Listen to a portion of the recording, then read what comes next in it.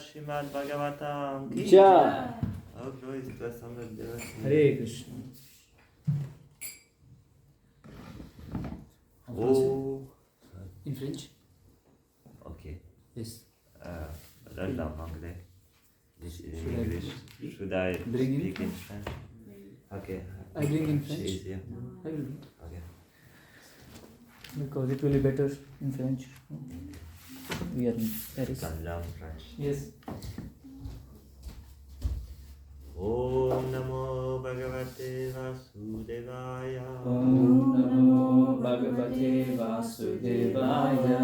Om Namo Bhagavate Vasudevaya. Om Namo Bhagavate Vasudevaya. Om Namo Bhagavate Vasudevaya. Om Namo Bhagavate Vasudevaya. Narayanam Namaskritya. Narayanam Namaskrityam. Naram chaiva narottama Naram Chaiva Narottamam Devim Saraswatim Vyasam Devim Saraswatim Vyasam Tato Jayamudiraye Tato Jayamudiraye Nashta Bhayeshu Abhadreshu Nasta Praheshu Bhadreshu Nityam Bhagavate Sevaya Nityam Bhagavata Sevaya Bhagavati Uttama Shloke Bhagavati Uttama Shloke Bhakti Bhavati Naishtiki Bhakti Bhavati Neshtaki. So we read from Srimad Bhagavatam and we start a new canto. Chapter. Chapter, sorry.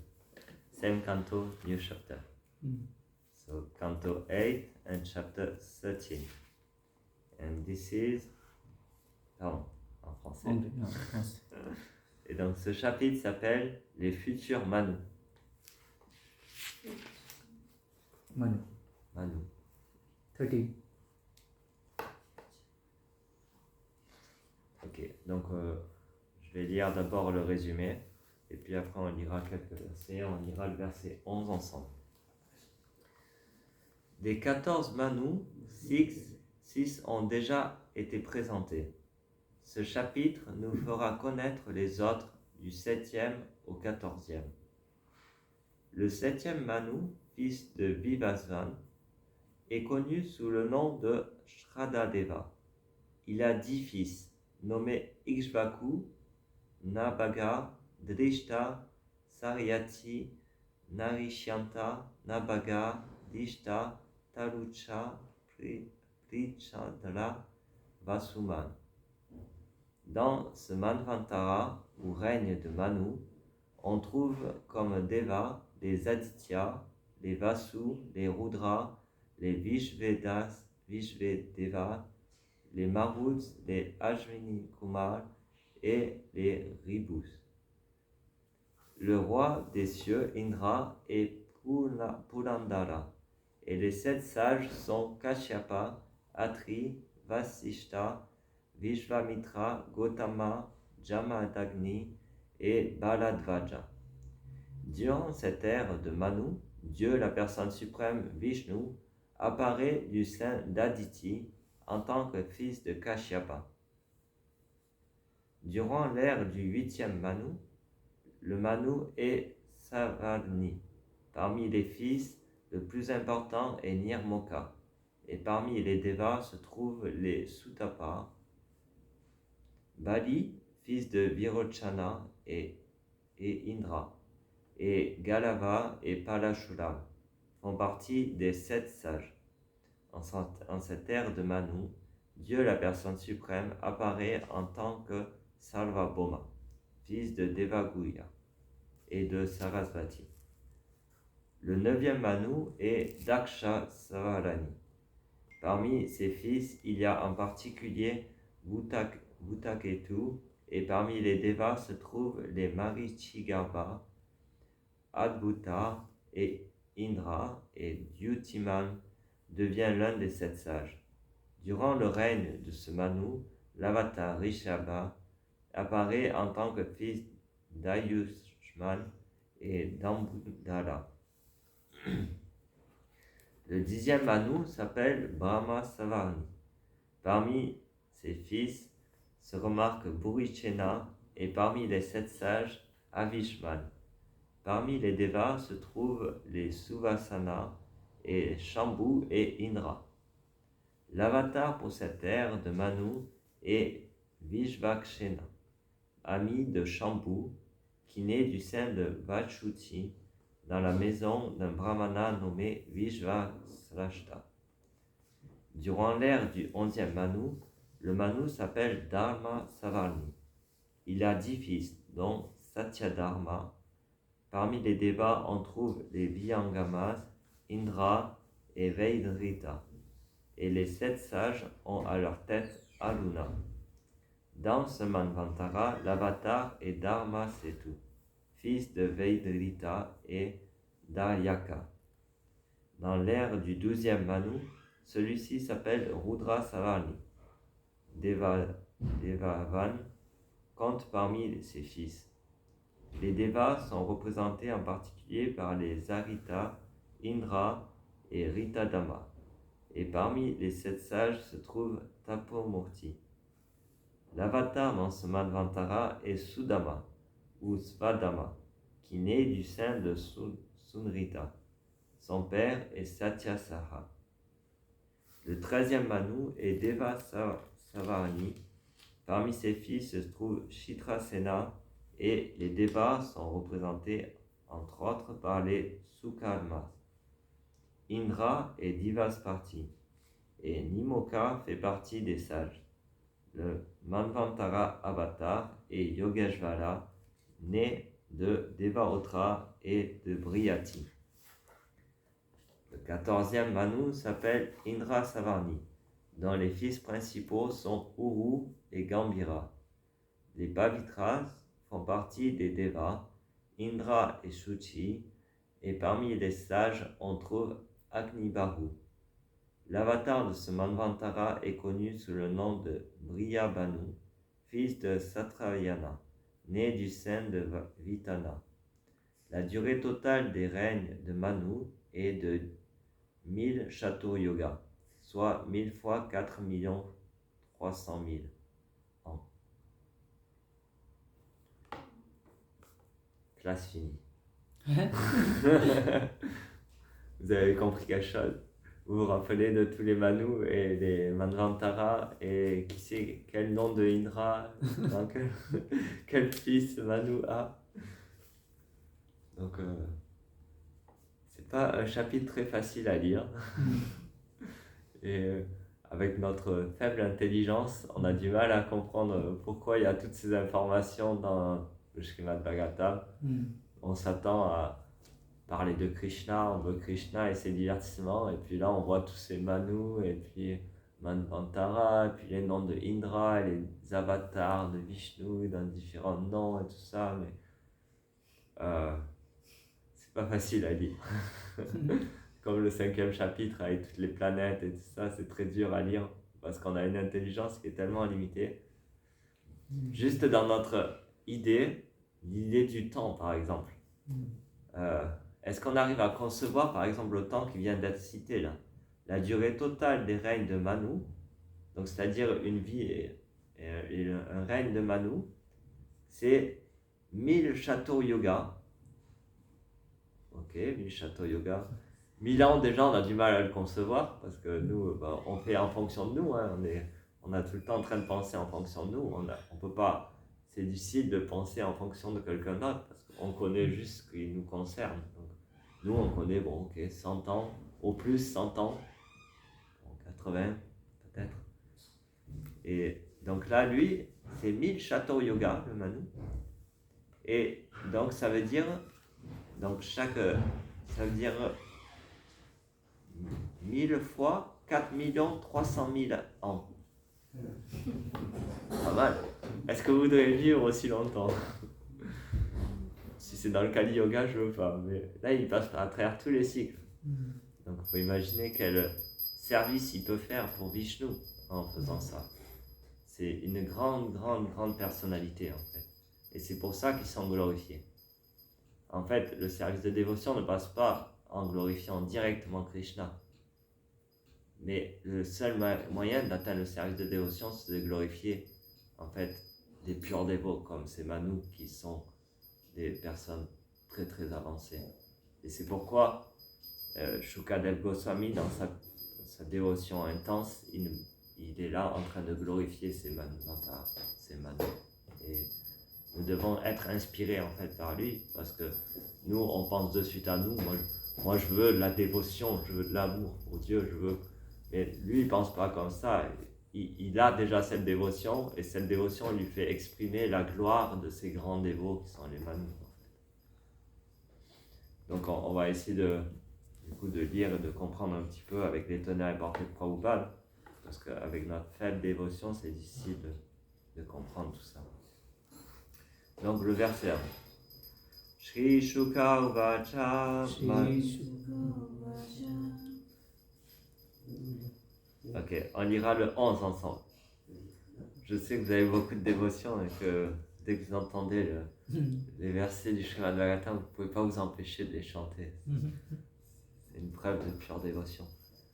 Mano vivasvata putra shraddha deva iti shrutaha saptamo vartamano yas tad apatyani me shrinu. Traduction. Shukadev Goswami dit: le septième Manu, celui de l'ère actuelle, se nomme Shraddha Deva. Il est le fils de Vivasvan, le Deva maître du soleil. Je vais maintenant te présenter ses fils. Donc ça c'est le Manu qui règne en ce moment. Dans l'âge dans lequel on vit, c'est celui-là. Donc vous pouvez vous rappeler Shraddha Deva. C'est le nom de notre Manu. On peut d'ailleurs connecter avec ça, avec les enseignements de la Bhagavad Gita, où Krishna c'est Shri Bhagavan Uvacha Yogam Vivasvate Manu. Non. Ivam Vivasvate Yogam. Evam Parampara Praptam. Juste avant, le premier verset de ce chapitre. Shri Bhagavan Uvacha Yoga Manu. Okay, bon. Le premier verset, en tout cas, de ce chapitre, dans le 4e chapitre. Bon. Voilà, je ne suis pas qualifié pour dire le Srimad Bhagavatam. Donc, Krishna cite que dans cet âge où il est venu réciter la Bhagavad Gita, il dit à Arjuna, en fait, ce texte, je l'ai déjà récité à Vivasvan, à Manu et à Ikshvaku. Et donc là, on va retrouver tous ces noms maintenant, parce que Shukadev Goswami les cite. Donc, Aditya Visavo Rudra Vishvedeva Marudgana Ashvina Vibhavo Rajan Indrastesham Purandara. Ô roi, les Aditya, les Vasu, les Rudra, les Vishvedeva, les Marud, les deux frères Ashvini Kumara et les Ribus sont les Devas de ce Manvantara. Indra, le roi, s'appelle alors Purandara. Donc le roi dans notre âge, il s'appelle Purandara. C'est bon à savoir si on s'adresse à lui. Donc, verset 5. En fait, j'ai sauté les versets 2 et 3. Ikshvaku Navagas Cheiva Drishta Shayatir Evacha Narichanto Tadavaga Saptamo Dishta Uchyate Taruchascha Prichadrascha Dachamo Vasuman Smetaha Manorivasvata Syeite Dacha Putra Parantapa. Ô roi Parikshit, parmi les 10 000, parmi les 10 fils de Manu, se trouve Ikshvaku, Navaga, Drishta, Salyati, Nalichanta et Nabaga. Le 7e fils est connu sous le nom de Dishta, puis viennent Talucha et Prichadra, et le 10e fils s'appelle Vasuman. Donc ça, ce sont les fils de Manu. Donc après, on vient de lire les Aditya, donc les Devas, les demi-dieux. Ensuite, verset 5. Kachapo Trivsishtacha Vishvamitrota Gotamaha Jamadagni Baladvaja Iti Saptarshaya Smritaha. Traduction. Katyapa, Atri, Vasishta, Vishvamitra, Gotama, Jamadagni et Baladvaja sont alors les 7 sages. Atlapi Bhagavad Janma Kashyapad Aditer Habud Adityanam Avarajo Vishnu Vamana Rupadrik. Dans ce Manvantara, Dieu, la personne suprême, apparut comme le plus jeune de tous les Adityas, connu comme le nain Vamana. Son père était Kashyapa et sa mère Aditi. Verset 7. Sankshepatu maya ktani sapta manvantarani te bhavityani ata vakshami Vishnu Shaktyanji Vidyani Cha. Je t'ai brièvement expliqué la position des 7 manus. Shri Shri Nidhi Sutta Ki Jai, Jagannath Baladev Subhadra Ki Jai, Shri Shri Radha Baladev Ki Jai. Donc, je t'ai brièvement expliqué la position des 7 manus. Maintenant, je vais te parler des futurs manus, ainsi que des apparitions de Shri Vishnu. Donc on voit que Shukadev Goswami, il peut voir le futur, il peut annoncer quels sont les futurs manus. Ça prouve aussi sa excellence. Vivasvata Chadri Jaye Vishvakarma Sute Ube Sangya Chayacha Rajendra Yeplag Abhi Ite Tava. Traduction. Ô roi, j'ai mentionné précédemment dans le 6e chant les 2 filles de Vishvakarma, nommées Samgya et Shaya, qui furent les 2 premières épouses de Vivasvan. Triyam Vadavam Eke Tasam Samgya Sutastaya Yamoya Mishrada Devas Chayayascha Sutam Shrinu. Traduction. Il est dit que le Deva du soleil avait une 3e épouse nommée Vadava. Samgya, elle, eut 3 enfants, Yama, Yami et Shradadeva.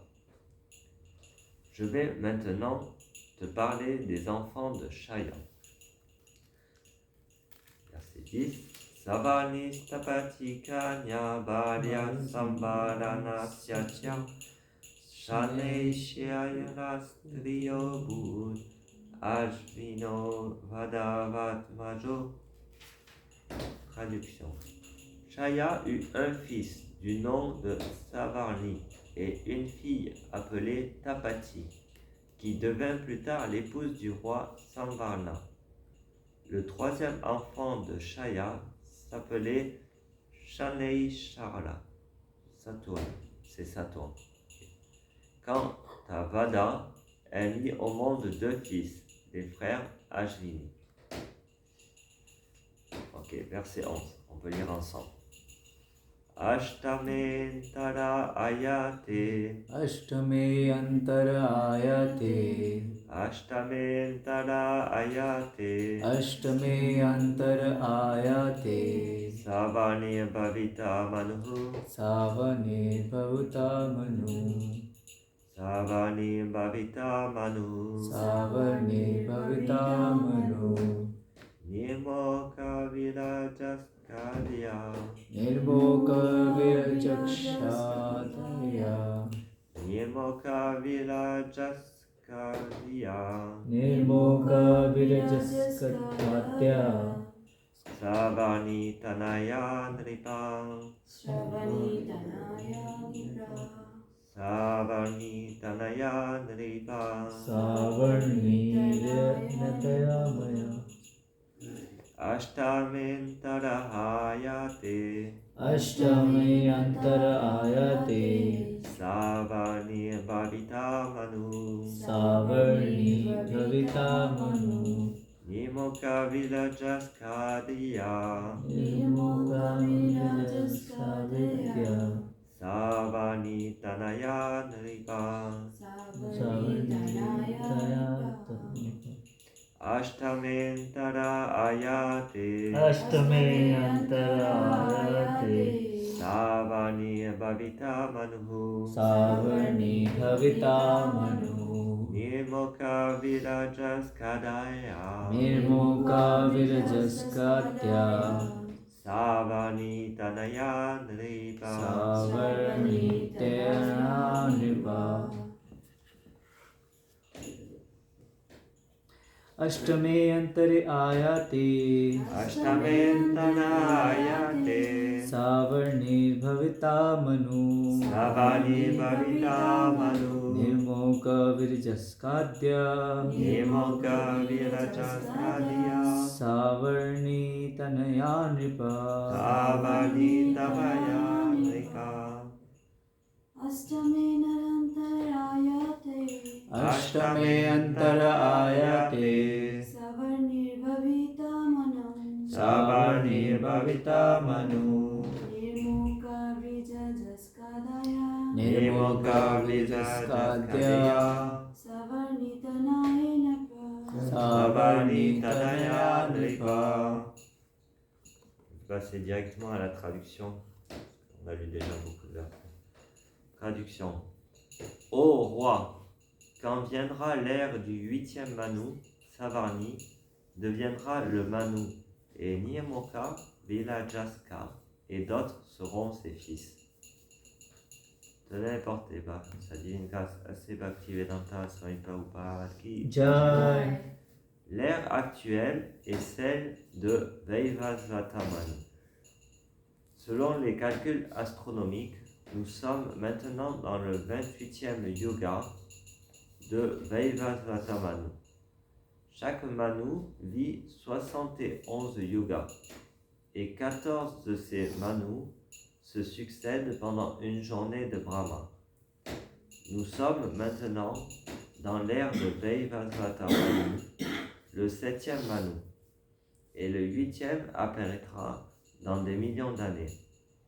Mais Shukadev Goswami, s'étant informé de sources autorisées, prédit que le 8e Manu sera Savarni et que Nielmoka et Virajaska se trouveront parmi ses fils.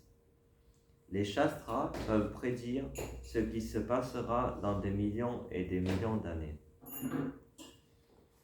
Om Gyanatinanasya Gyananana Shalakaya Chakshurunvitam Yena Tasmai Shri Gurave Namah Shri Chaitanya Manobhisham Stapitam Yena Bhutale Swayam Rupa Kadamayam Dadati Swapadantikam Vandeham Shri Guru Shri Yutapadakamalam Shri Gurun Vaishnavamsha Shri Rupam Sagrajatam Sagyana Raghunatam Vitam Tam Sajivam Sadvaitam Sadhutam Parijana Saitam Krishna Chaitanya Devam Shri Radha Krishna Padam Sagana Lalita Shri Vishakam Sha He Krishna Karuna Sindhu Dinabandhu Jagatpate Gopesha Gopika Kanta Radha Kanta Namostute Tapta Kanchana Gaurangi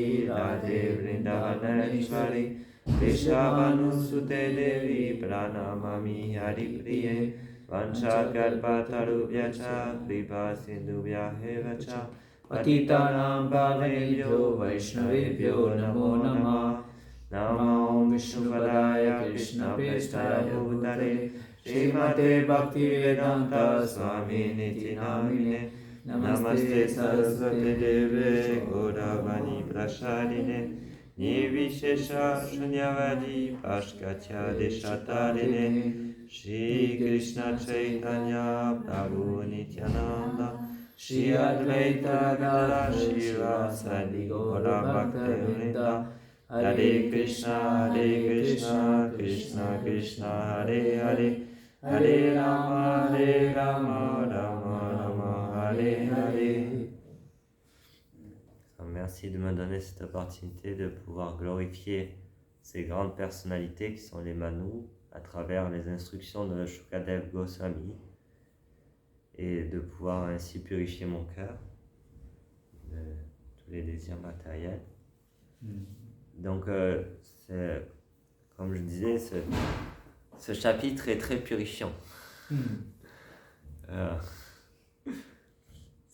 On peut dormir pendant tout le long, ça aidera à purifier peut-être notre cœur. C'est dur à comprendre, parce qu'on ne peut pas comprendre avec notre mental et notre intelligence, qui sont limitées par notre conditionnement matériel et qui est sous l'influence des trois gunas. Donc comme on vient de lire là dans la teneur et portée, Prabhupada explique, donc je recite Prabhupada, les Shastras peuvent prédire ce qui se passera dans des millions et des millions d'années. Donc on appelle ça Trikalagya, le fait de pouvoir voir le futur, le présent et le passé. Et les âmes libérées, parce qu'elles ne sont pas conditionnées par la passion, la vertu et l'ignorance, en fait, elles ont cette vision qui est donnée par Vishnu en fait, dans le cœur. Comme Krishna dit dans le Bhagavad Gita, Salvasya Chamidi Sanisto, Matas Mete Gyanam Apanam Cha.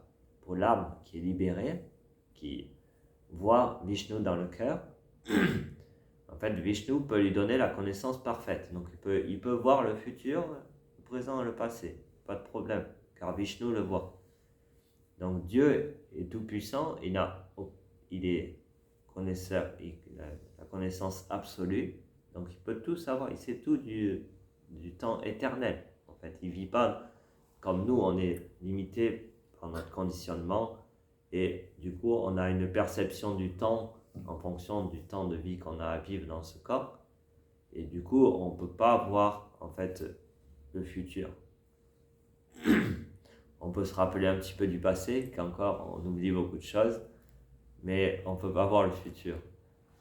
Mais il y a des êtres réalisés, comme Prabhupada, qui arrivaient à prédire des choses, même s'ils ne jouaient pas avec ses pouvoirs mystiques. Ce n'est pas le but, parce que de suite, on va commencer à vouloir désirer ça. Si Prabhupada s'amusait à commencer à prédire le futur à tous ses disciples auraient commencé à vouloir obtenir ce pouvoir mystique. Ça fait rêver. Et c'est une des, finalement, des barrières à le fait d'accéder à la pure dévotion, c'est le désir de ces pouvoirs mystiques. Donc en général, les sages ne montrent pas ça. Ils ne présentent pas ça, ils vivent juste dans l'instant présent et ils voient tout ce qui va se passer plus tard. Donc du coup, c'est pourquoi ils font beaucoup moins d'erreurs. Ils ne sont pas soumis aux erreurs comme nous. Mais ils ne vont pas le montrer qu'ils ont ce pouvoir-là. Parce que nous, on va vouloir le montrer après si on commence à savoir le futur. Et du coup, on développe l'ego et l'orgueil finalement. Et donc, là, comme je disais, Manu, il confirme donc... Shukadev Goswami confirme ce que Krishna dit dans la Bhagavad Gita. Donc le verset que j'ai essayé de citer tout à l'heure, c'est Shri Bhagavan Uvacha Imam Vivasvate Yogam Ploktavan Hamabhyayam Vivasvan Manave Praha Manu Ikshvakave Bravit. Et ce verset nous aide à réaliser que Krishna a la connaissance parfaite. Parce qu'Arjuna, il est comme nous, il dit mais comment tu as pu réciter cette Bhagavad Gita au Deva du soleil et au Manu, à Ikshvaku et à Manu, sachant qu'ils sont contemporains à moi. Ils ont vécu il y a des milliers d'années. Comment tu as pu leur réciter ça? Et parce que Arjuna, il prend notre position d'âme conditionnée en fait. Et donc on peut très bien s'identifier un petit peu au rôle que joue Arjuna. Arjuna, il joue le rôle d'un être dans le Kali Yoga qui a une perte de la mémoire, qui oublie tout du passé, qui ne voit pas le futur. Et il dit, mais Krishna, comment tu as pu réciter ce Bhagavad Gita au Deva du soleil? Et Krishna, donc parce que là, Krishna dit dans ce verset, The personality of Godhead, Lord Shri Krishna say, I instruct this imperishable science of yoga to the Sun God, Vivasvan, and Vivasvan instructed it to Manu, the father of mankind, and Manu in turn instructed it to Ikshvaku. Donc on retrouve tous ces noms en fait dans la Bhagavad Gita. Et Krishna leur a enseigné la science de la Bhagavad Gita à tous. Et donc ça prouve que Krishna, c'est pas qu'il est venu au début du Kali Yoga et qu'il n'est plus là. Si on veut, il peut être là et il peut nous instruire dans notre cœur aussi, si on est prêt à l'entendre. Vu qu'il a instruit à Vivasvan et puis il est revenu l'instruire à Arjuna, et puis on voit tous les acharyas de notre parampara qui réalisent ce savoir aussi. C'est-à-dire que si nous, on a l'attitude propice et le désir sincère de vouloir servir Krishna, Krishna peut nous instruire la Bhagavad Gita directement dans notre cœur. Et on peut se retrouver sur le champ de bataille avec Arjuna et vivre toute l'émotion qu'a Arjuna, toutes les réalisations qu'a Arjuna, au point de dire à Arjuna qui finit par dire Krishna, tu es Dieu, tu es la demeure suprême, tu es le chef de tous les demi-dieux, et il réalise vraiment ça. Et donc quand Arjuna est confus par rapport à ce pouvoir de Krishna de pouvoir venir et revenir, donc Krishna, donc, il va lui dire, je retrouve le verset, il dit ce verset qui est très important, il dit Ajo pisan avyayatma bhutanam ishvalo pisan prakritim svam adhishtaya sambhavami atma mayaya. Also I am unborn and my transcendental body never deteriorate, and also I am the Lord of all living entity. I still appear in every millennium in my original transcendental form. Donc, il revient dans sa forme transcendantale. C'est pas une forme matérielle comme la nôtre, comme je disais, qui va naître et mourir. Et donc, en fait, de pouvoir avoir accès à cette connaissance, c'est une miséricorde qui est tellement grande que peut-être qu'on ne le réalise pas, parce qu'on s'endort quand on entend tous ces noms, mais en fait, c'est immense. C'est-à-dire qu'aujourd'hui, vous pouvez savoir qui c'est qui habite sur toutes les étoiles que vous voyez dans le ciel, toutes les planètes de cet univers, et vous pouvez les appeler et savoir qui ils sont, en fait. Et même si ce n'est pas le but dans la pure dévotion d'atteindre ces planètes-là, mais au moins vous savez leur adresse. Et finalement, ça va nous aider à pouvoir connaître Krishna dans ce qu'on appelle la forme universelle, Vishvaru, la forme de l'univers, et ça va nous permettre de connecter à Dieu par quelque chose que l'on peut voir. Krishna et Radharani et les Gopas et Yashodamata, Nanda Maharaj, ils ont tous un corps qui est impérissable, Sambhavami Atma Mayaya, qui viennent dans leur corps spirituel, qui est invisible avec nos yeux, en fait. Et même si on était là au moment où il est venu, si on a des yeux, en fait, si on a un cœur qui est pollué par la concupiscence et l'avidité, en fait, on aurait voulu faire la guerre avec Krishna, avec le cœur qu'on a actuellement. On l'aurait peut-être vu, mais on l'aurait vu comme notre ennemi, en fait.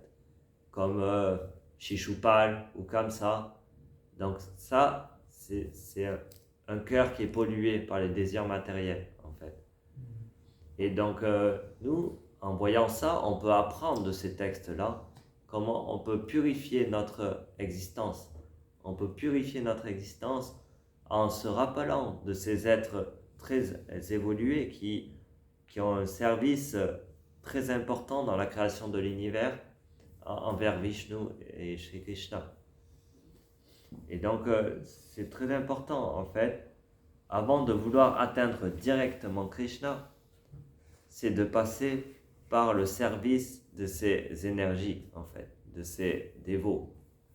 Et donc, on nous apprend à pratiquer le service de dévotion dans cette existence pour pouvoir, bien sûr, arriver à Bhaktyamam Abhijanati Yavanyash Tasmi Tatvata, connaître Krishna par l'amour et la dévotion. Mais on ne pourra pas le connaître par nos yeux et nos sens contaminés et par notre concupiscence. Même aujourd'hui, quand on rentre dans le temple, qu'est-ce qu'on veut souvent? C'est prendre du plaisir, finalement, jouir. Mais est-ce qu'on veut vraiment le plaisir de Krishna? Ça, c'est quelque chose qu'on doit se demander tous les jours quand on vient dans le temple. Est-ce que je suis là pour le plaisir de Krishna? Est-ce que ce que je le fais pour le plaisir de Krishna? Ou est-ce que je le fais pour ma gratification? Et en faisant ça, on peut avancer dans la vie spirituelle. Et si notre cœur est pur, on voit Krishna dans notre cœur. On voit Krishna et la bataille de Kurukshetra dans notre cœur.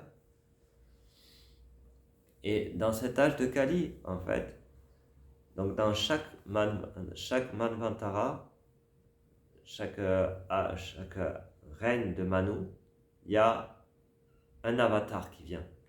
C'est ce qu'on appelle un Manvantara. En fait, les avatars qui viennent à chaque règne de Manu, il y a un Manvantara qui vient. Et donc dans cet âge de Kali, qui est le Manvantara? Vyavasvat. Vyavasvat Manu. Non, l'avatar du coup de Vishnu. Ok. Oh. Parce que Kalki. Manvantara, Kalki. dans l'âge de Kali, ok, il vient pour détruire. On va dire qu'il cloisonne le Manu dans lequel on vit, Vivasan. Vyavasvat. Mais l'avatar dans cet âge de Kali, c'est Chaitanya Mahaprabhu.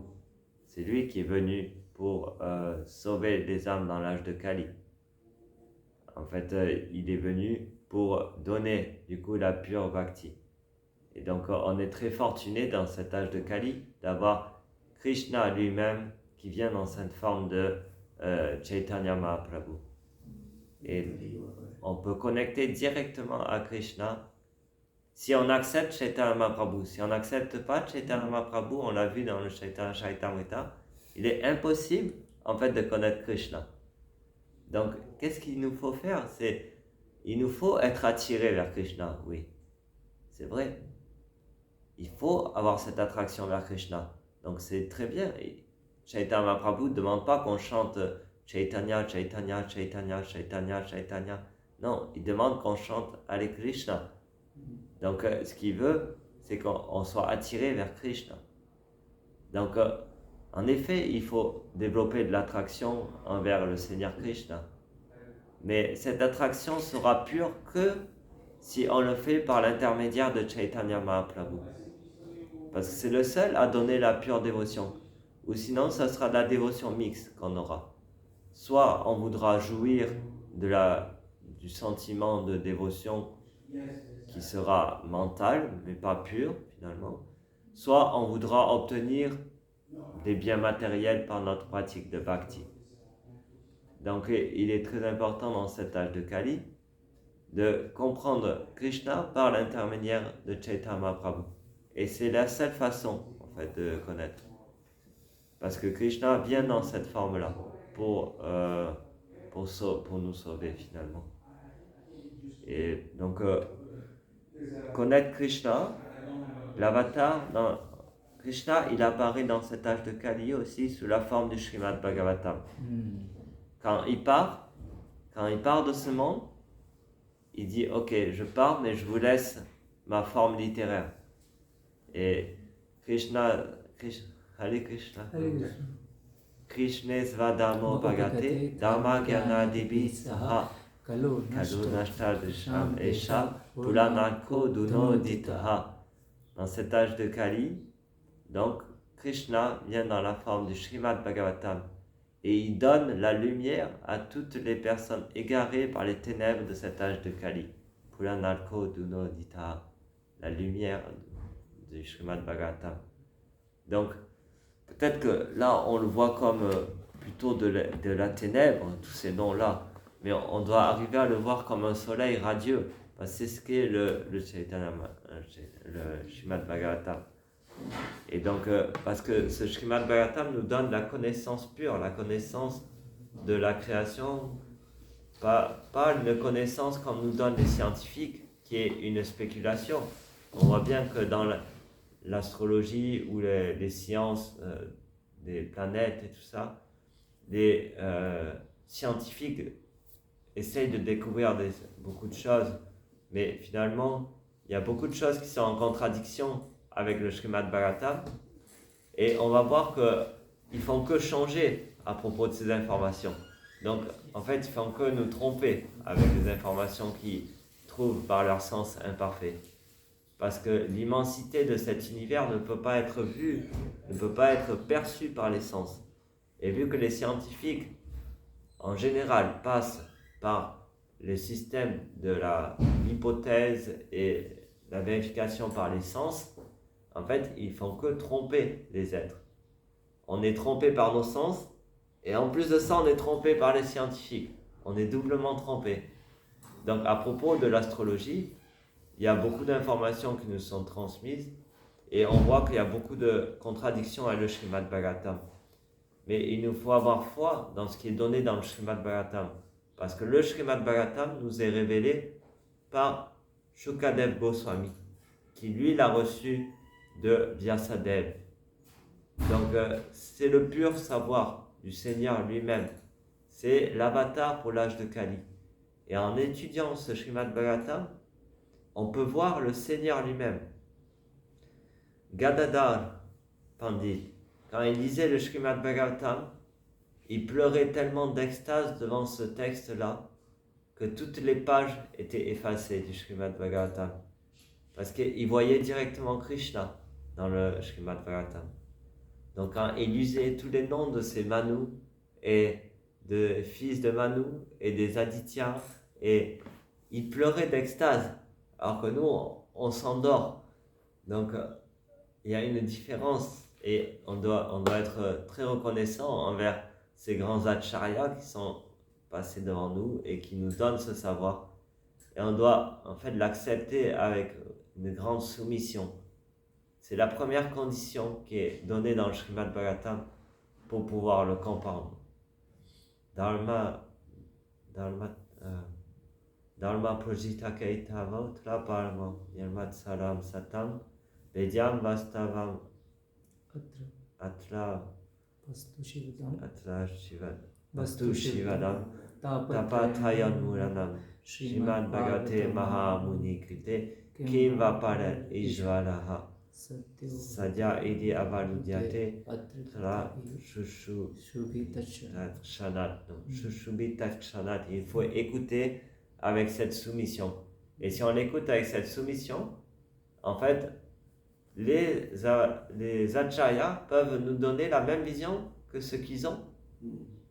Donc on pourrait en fait pleurer devant le Srimad Bhagavatam, devant ces noms des Manus, si on arrivait en fait à avoir l'humilité de le recevoir et de recevoir la vision de Gadadhar Pandit.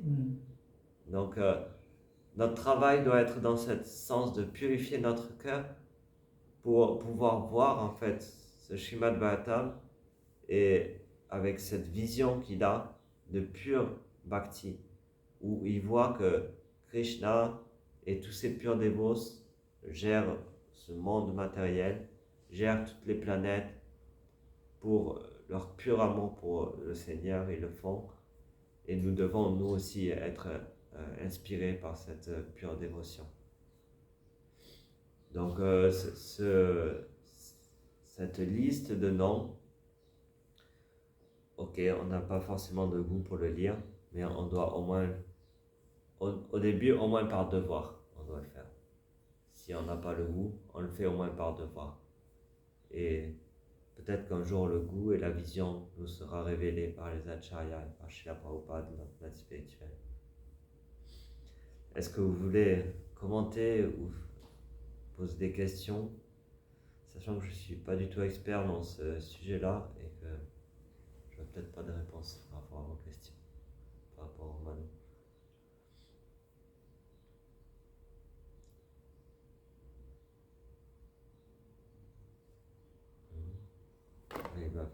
Question on English. Okay.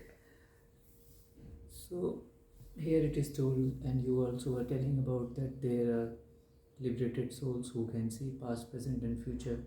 So they have that Trikaladarshi, or they can see the future.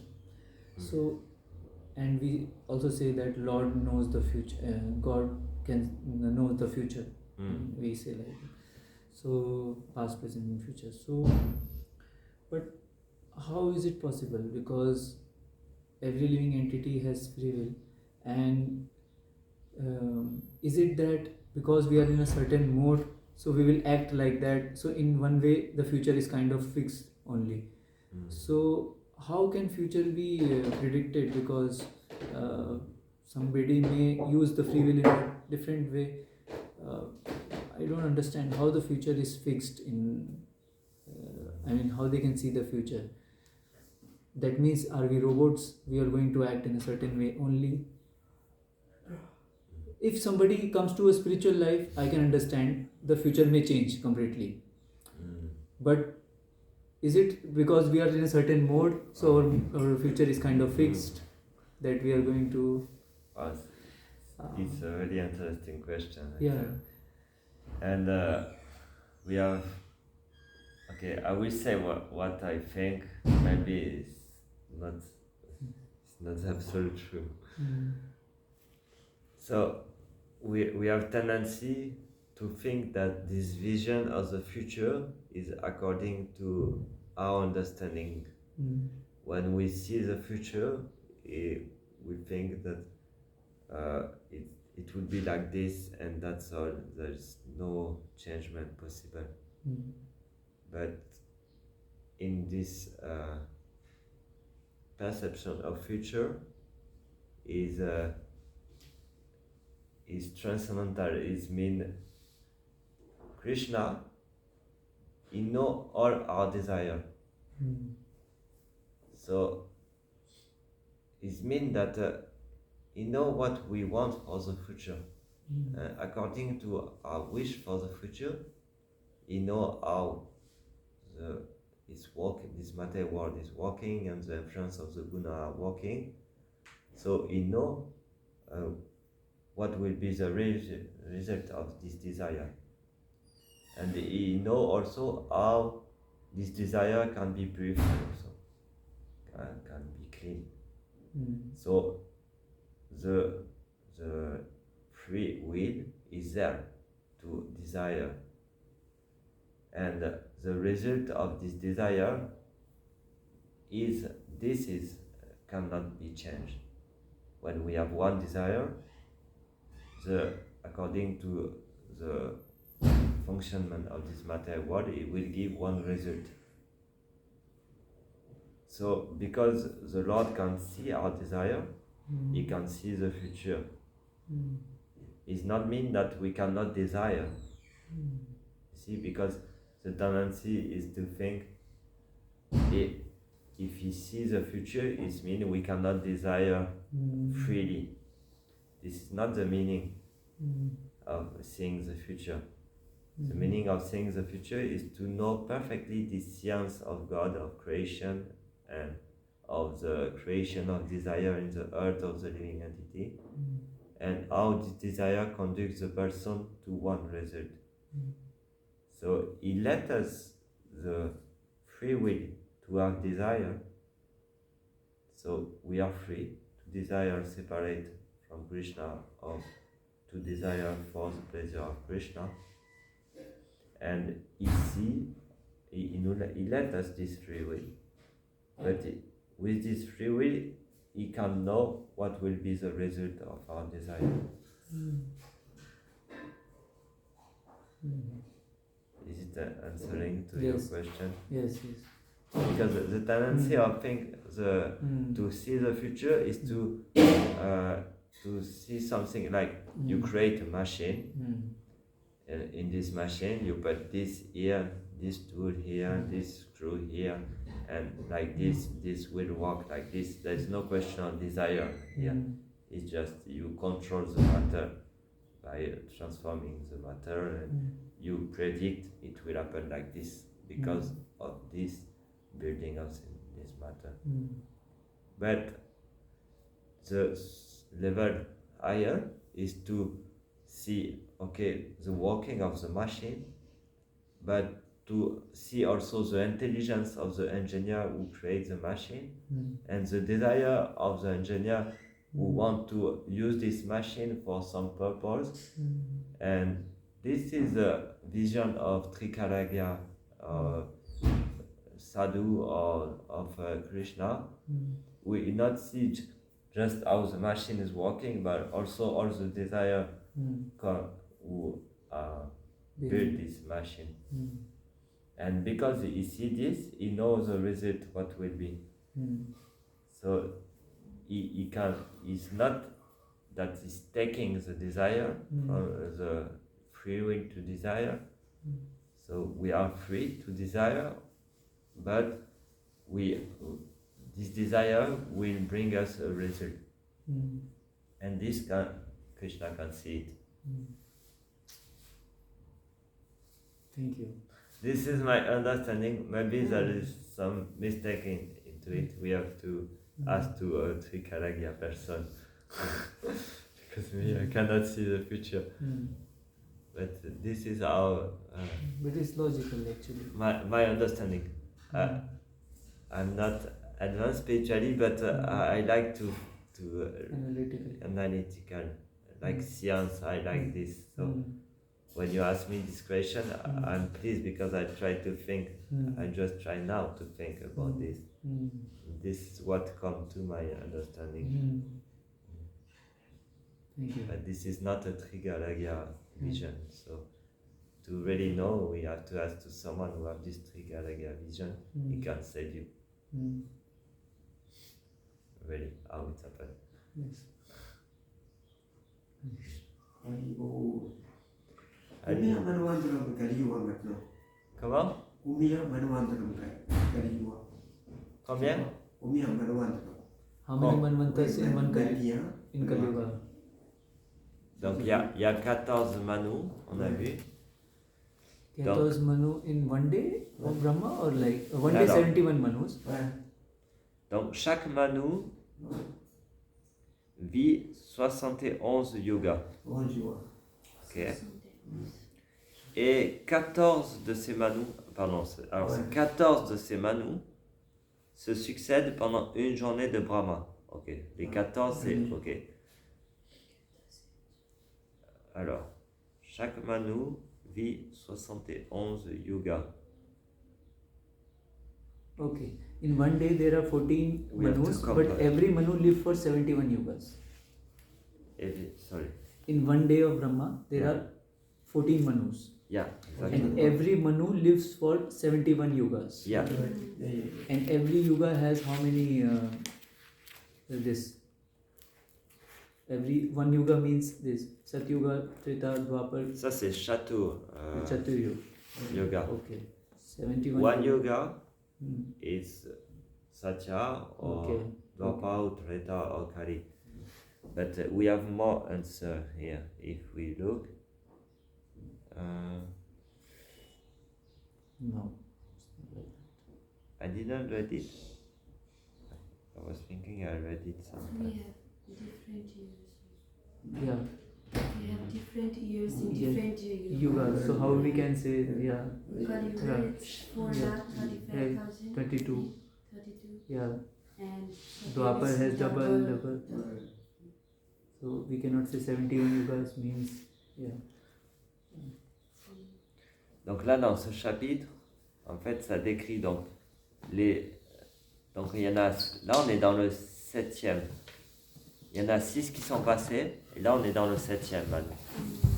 Pour une année, sur les 14 Manus, donc sur une année de Brahma, en ce moment, on vit dans le 7e. D'accord? Et il faudrait voir la durée de vie d'un Manu.